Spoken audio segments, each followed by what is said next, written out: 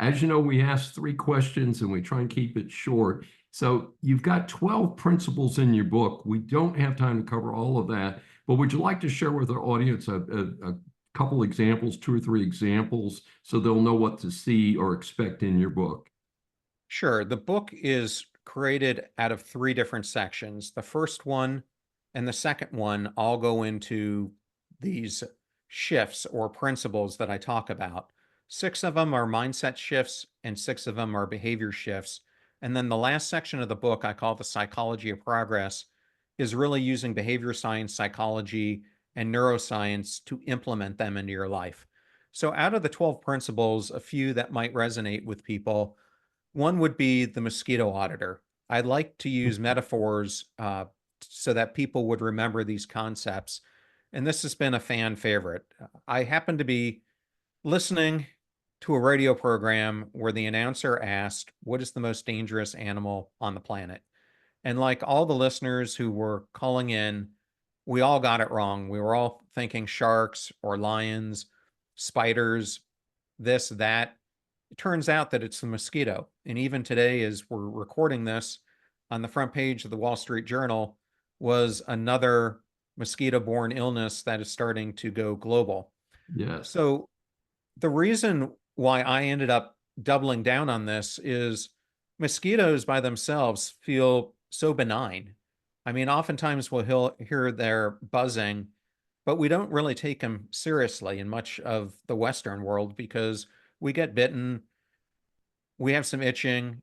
We don't think that they do much harm, but that's really not the case in much of the world where it's killing millions of people each year. The same thing go for the invisible influences in our lives.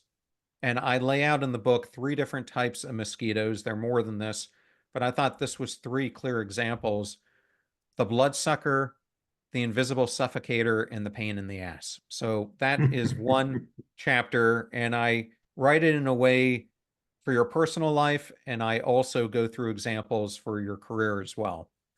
I think in the second section, where I go into the behavioral shifts, there are a number here that are really important, but I'll go to the last one. I wrote this chapter on the concept of being a conscious engager. And I was really exploring here all the distractions in life that are keeping us from becoming the best person that we can become. And people often say, John, you're living your life on autopilot. And I think it's the wrong analogy because on autopilot, at least the plane is going in typically a positive direction. I think the better analogy that I explore is that we're living our lives more like we're pinballs aimlessly drifting through the game of pinball, not controlling the pinball, but letting the game play us. And I think it's a great analogy for how so many of us live our lives. And in this chapter, I really explore the wisdom of Stephen Covey, specifically his adage that the main thing about the main thing is keeping the main thing the main thing. And so oftentimes, as we chart our course, we have a main thing, which is typically the values that we live our lives against. Yet, with all the distraction around us, they often get pushed to the wayside. And I think it's when that happens, we find ourselves living unintentionally, just going through the motions like the aimless pinball. And I go through much more exploration than that.